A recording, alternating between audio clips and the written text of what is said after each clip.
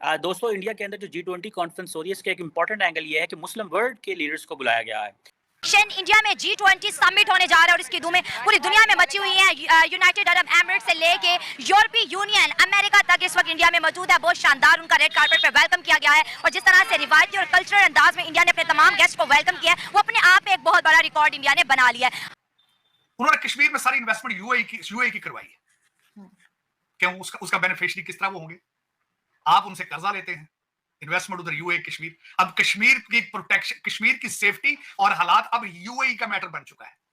अल्हम्दुलिल्लाह हम दिफाई तौर पे इंडिया से बहुत आगे हैं और एक दिन होगा कि इंडिया पाकिस्तान का हिस्सा होगा।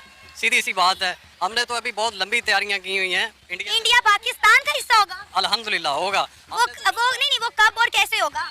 हमने गजवा हिंद भी लड़नी है। अच्छा। ये हमारे बड़ों ने भी बताया हमें और एक दिन होगा और इंडिया पाकिस्तान का हिस्सा होगा। ये आपको कंफर्म बता रहा हूँ और इंशाल्लाह होगा। ये तरक्की वाला काम तो बाद में ना, हम तो इंडिया का हिस्सा बनना जा रहे हैं। मोहम्मद बिन ज़ायद को इनवाइट किया गया है, प्रेसिडेंट सीसी ऑफ इजिप्ट को इनवाइट किया गया है, ओमान के जो डेप्टी वजीर आज़म है, डेप्टी प्राइम मिनिस्टर हैं असद बिन तारिक बिन तैमूर अल सैद, उनको जो है वो इनवाइट किया गया है। इसी हमारा मुल्क यहाँ तो कोई 1 घंटे के लिए भी नहीं आया जी। कितनी बड़ी बेइज्जती है ये बताओ। यहाँ कोई 1 घंटे के लिए नहीं आया, सारी फ्लाइट्स इंडिया जा रही है। यस, ये हमारे लिए इंसल्ट का तो काम है। नरेंद्र मोदी ने बेसिकली अपने जो जिसे कहते हैं ना ताल्लुकात जो है वो मुस्लिम वर्ल्ड से बहुत अच्छे इस्तेमाल कर लिए हैं।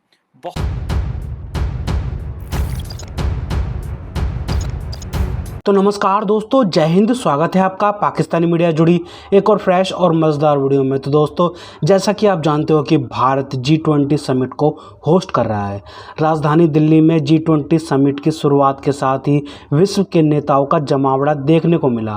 प्रधानमंत्री नरेंद्र मोदी दुनिया के कई शीर्ष नेताओं के साथ बैठक कर कई समझौतों पर हस्ताक्षर कर सकते हैं। पीएम नरेंद्र मोदी ने भारत की G20 ग्रुप की अध्यक्षता के वक्त में जो कोशिशें की हैं उनका नतीजा अब दिखाई देने लगा है। अमेरिका, सऊदी अरब और अन्य देश मध्य पूर्व इलाके को भारत और यूरोप से जोड़ने के लिए एक प्रमुख रेलवे और बंदरगाह परियोजना के निर्माण के लिए G20 शिखर सम्मेलन में एक समझौते पर हस्ताक्षर करेंगे। भारत में दुनिया के बड़े देशों के जमावड़े से दुनिया हैरान है और पड़ोसी देश पाकिस्तान परेशान है। इसी विषय पर पाकिस्तानी मीडिया का जोरदार रिएक्शन आया है। पाकिस्तानी मीडिया अपने डिबेट शोज में चर्चा कर रही है कि भारत में मुस्लिम देशों समेत वर्ल्ड लीडर्स का जमावड़ा लगा हुआ है और पाकिस्तान में कोई नेता 1 घंटे के लिए भी नहीं आता। भारत ने दिल्ली को पूरा सजा दिया है। भारत अपने कल्चर को प्रमोट कर रहा है। तो दोस्तों, देखते हैं इस विषय पर पाकिस्तानी मीडिया और क्या बोल रही है अपने डिबेट शोज में, उनका कैसा रिएक्शन है इस टॉपिक पर। तो दोस्तों, ज़्यादा समय बर्बाद ना करते हुए हम शुरू करते हैं इस वेरी इंटरेस्टिंग और मज़ेदार वीडियो को। आप जल्दी से हमारे यूट्यूब चैनल को सब्सक्राइब कर दीजिएगा। दोस्तों इंडिया के अंदर जो G20 कॉन्फ्रेंस हो रही है इसका एक इम्पॉर्टेंट एंगल ये है कि मुस्लिम वर्ल्ड के लीडर्स को बुलाया गया है। एक तो जारी बात है, कुछ ममालिक तो G20 के मेंबर हैं, वो तो होंगे जारी बात है। टर्की है, इंडोनेशिया है, जिससे बेसिकली इंडिया ने पिछले साल अपनी G20 की लीडरशिप ली। लेकिन मोहम्मद बिन ज़ायद को इनवाइट किया गया है, प्रेसिडेंट सीसी ऑफ इजिप्ट को इनवाइट किया गया है, ओमान के जो डेप्टी वजीर आज़म हैं, डेप्टी प्राइम मिनिस्टर हैं असद बिन तारिक बिन तैमूर अल सैद, उनको जो है वो इनवाइट किया गया है। इसी तरह मोहम्मद बिन सलमान जो कि क्राउन प्रिंस हैं एंड प्राइम मिनिस्टर हैं सऊदी अरेबिया के, वो आ रहे हैं। लेकिन वो एक एक्स्ट्रा स्टेप भी है कि वो एज ए स्टेट गेस्ट भी 11 सितंबर को रहेंगे जब G20 कॉन्फ्रेंस जो है वो चली जाएगी। तो इट मींस के द इंडियंस अंडरस्टैंड कि हमें सऊदी अरब को कितना ज़्यादा प्रोटोकॉल देना है। ये प्रोटोकॉल माजी में अमेरिकन देते रहे हैं, सारे वेस्टर्न इत्तेहादी देते रहे हैं, अब सारे वो पीछे हट रहे हैं इन चीज़ों से। ये प्रोटोकॉल हम तभी दे सकते हैं अगर मोहम्मद बिन सलमान एक दिन एक्स्ट्रा रहें, क्योंकि बाकी 19 लीडरशिप की मौजूदगी में इसका प्रोटोकॉल देना थोड़ा सा मायूब लगेगा, या ऐसे लगेगा ये पता नहीं ज़्यादा कर रहे हैं। पहली बात अब देखना यह है कि ये जो सारी एक्टिविटी है जो कि हो रही है, इसको अगर आप देखें तो आपको ये एहसास होगा कि नरेंद्र मोदी ने बेसिकली अपने जो जिसे कहते हैं ना ताल्लुकात जो है वो मुस्लिम वर्ल्ड से बहुत अच्छे इस्तवार कर लिए हैं। बहुत अच्छे ताल्लुकात उन्होंने बना लिए हैं। एक तरफ वो मोहम्मद बिन ज़ायद, मोहम्मद बिन सलमान, प्रेसिडेंट सीसी और प्रेसिडेंट एर्दोआन के साथ भी उनके कोई इतने बुरे ताल्लुकात नहीं हैं। एक बड़े मुनासिब किस्म के रिलेशंस उन्होंने एस्टैब्लिश करके रखे हुए हैं। लेकिन पाकिस्तान ज़ाहिर बात है इसमें सारे प्रोसेस में इंतहाई आइसोलेटेड है। इंडिया की जो लीडरशिप है वो ये चाहती है कि Pakistan should feel alone in the Muslim world. Kashmir के मसले के ऊपर अब कोई मुसलमान मुल्क बात नहीं करता। When it comes to India Pakistan bilateral relations, कल आपने सुना होगा जॉन किर्बी को नेशनल सिक्योरिटी स्पोक्सपर्सन है वाइट हाउस के, और उन्होंने कहा, सवाल किया गया कि आप पाकिस्तान और इंडिया के ताल्लुकात में कुछ करें, तो उन्होंने कहा जी हम तो कुछ नहीं कर सकते, ये दो समझते हैं बायलैटरल। तो मेरे ज़हन में ये सवाल आ रहा था कि अगर अमेरिका भी समझता है कि ये दोनों पार्टियां आपस में मसला हल करें, तो फिर अमेरिका की क्या इजारादारी है इंटरनेशनल रिलेशंस में, या उनका क्या इन्फ्लुएंस है इस तरह इंटरनेशनल रिलेशंस में, अगर वो इंडिया को ये नहीं कह सकते कि वो पाकिस्तान के पास साथ बैठे। लेकिन इंडिया ने उनको कह लिया।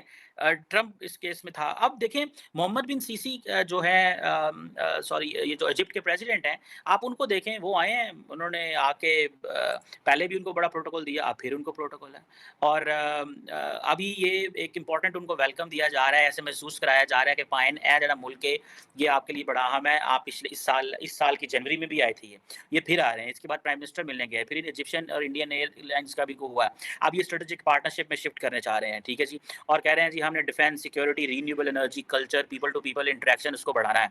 और मोदी जी आपको पता है कायरो गए थे जब वाशिंगटन से वापस आए थे, और इनको हाईएस्ट अवार्ड भी दिया गया था इजिप्ट के अंदर। और इनकी आपस में जो पॉलिटिकल अंडरस्टैंडिंग है वो कहते हैं जी कि हमारी बड़ी अच्छी है, हमारे बड़े सिविलाइजेशनल ताल्लुकात हैं। मोदी साहब पे एक इल्ज़ाम और ये लगता है कि वो मुसलमानों को बड़ा टफ टाइम देते हैं, लेकिन when it comes to the Muslim world, तो मोदी साहब कहते हैं जी कि हमारे बड़े मुस्लिम वर्ल्ड से सिविलाइजेशनल ताल्लुकात हैं। वो इस वजह से कि फॉर एग्जांपल जो मुस्लिम इन्वेडर्स थे वो आए, उन्होंने आके इंडिया में अपने पंजे गाड़े, और मुस्लिम दुनिया यहाँ पे आके काम करती रही।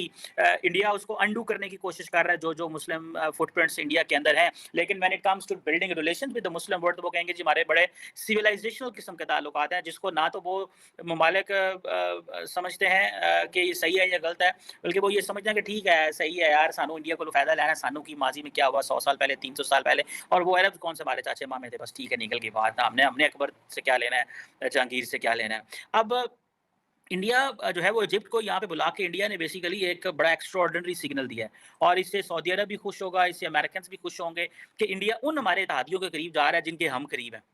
ठीक है जी, ये मैं आपसे पहले भी इस हवाले से बात कर चुका हूँ कि ये कितना इंपॉर्टेंट है। लेकिन उस आइडिया में एक मैं आपको बात बता दूं, जो सबसे ज्यादा मुझे इसमें स्मार्टनेस नजर आई है, तो वो भारत की नजर आई है। वो किस तरीके से उन्होंने कश्मीर में सारी इन्वेस्टमेंट यूएई की करवाई है।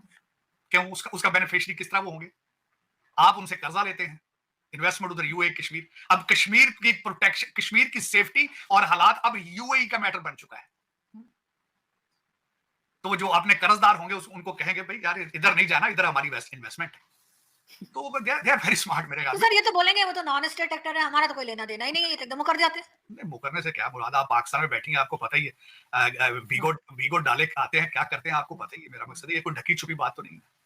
वीगो is part of your culture बन चुका है। वीगो डाले में आना, उठा के चले जाना। सर वो तो है, लेकिन जो कश्मीर में लोग भेजे जाते हैं वो भी तो कोई नॉन स्टेट एक्टर नहीं होते ना, वो भी तो हमारी तरफ से खुद ही भेजे गए होते हैं। सब पता होता है क्या हो रहा है, लेकिन ये लोग ना रोकते हैं और ना रोकना चाहते हैं।